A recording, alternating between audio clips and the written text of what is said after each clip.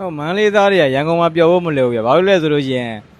တနေရာသွားဖို့ဆိုရင်လိုင်ကားဂိတ်ကိုသွားတာက15မိနစ်လောက်ကြာတယ်ပြီးတော့လိုင်ကားစောင်းတာ10မိနစ်လောက်ကြာတယ်နိုင်ဝက်လောက်ကဘဲမှမသွားသေးဘူးပြီးနေချင်းစက်တဲ့မြို့ကိုသွားရင်တော့ကျွန်တော်တို့အနည်းဆုံးမကြောက်ဘူးတော့တနာရီခွဲလောက်ကြာတယ်အေးတောင်ထဲမြောက်သွားပြီဆိုရင်တနေ့ကုန်တယ်ဗျကျွန်တော်တို့မန္တလေးမှာအဲ့လိုမဟုတ်ဘူးမြို့ထဲမှာကြီးတဲ့ဘဲစားတော့မဆိုနော်ဘဲ3000ဆိုသွားရင်လည်းဆိုရင်ကျွန်တော်10မိနစ်15မိနစ်ဆိုင်ငယ်စီးရင်ရောက်တယ်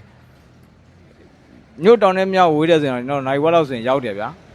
ဟိုတနာရီချိန်ရတယ်ဆိုရင်ကျွန်တော်တစ်မျိုးလုံးပတ်လို့ရတယ်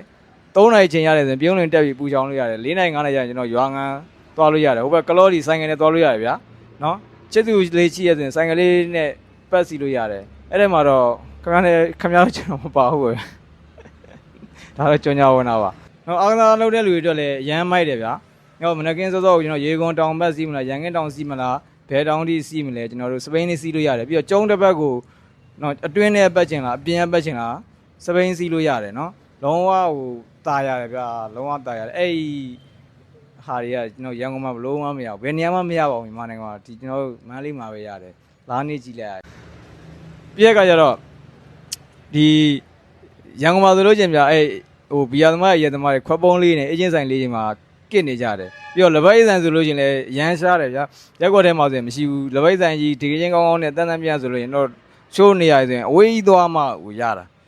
မန္တလေးမှာအဲ့လိုမဟုတ်ဘူးလက်ပိတ်ဆိုင်တွေဘီယာဆိုင်တွေလုံးဝဒီကချင်းကောင်းနဲ့လွင့်အတန်ကိုစားခြင်းတောက်ခြင်းနဲ့ဆိုရင်တော့လမ်းထိပ်တိုင်းမှာ9မိနစ်လောက်ဆိုင်ငယ်စီကနေလုံးဝရောက်တယ်စားလို့တောက်လို့ရတယ်ပြီးတော့ဈေးလဲချူတယ်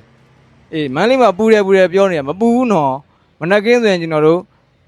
ဟိုကုသိုလ်တော်နာသွားနေလိုက်ပြီးတော့ညနေဆောင်ပြီဆိုလို့ကျွန်တော်တို့ဒီမှာ